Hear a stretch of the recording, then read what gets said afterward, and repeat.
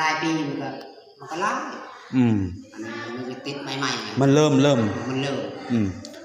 มิแต่ว่าคันว่าเฮามีน้ำสร้างบ่หรือน้ำบาดาลนะอยากให้น้ำใช้น้ำสร้างบาดาลเพราะว่าหนองตัวนั้นหั่นน้ำเห็นบ่ขุ่นตลอดมันบ่ใสเด้น้ำอ้างตลอดบัดนี้หั่นบางเทื่อก็คนมีพยาธินั้นไปอาบน้ำไปซักเครื่องซิหั่นติดเด้กันเฮาไปอาบไปใช้น้ำก็ได้เราติดเรือเป็นห้องน้ำตัวอย่างห้องน้ำรวมเปื้อนๆอย่างมีคนเป็นพยาธินี้ไปถ่ายใส่ก็ติดคือกันเนาะเป็นเท่านั้นน่ะแม่แบบจะเอานะโอ้มันคันเนาะมันคันทา3เทื่อดีเลยเดี๋ยวนี้อันเทื่อมันตกเก็ตบ่เลยเขาเคยทานคือยังคันอยู่บ่มันคันคือบ่ดีแล้วมันบ่ได้คัน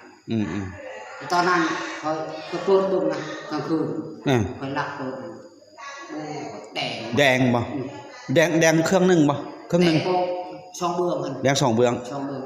ตัว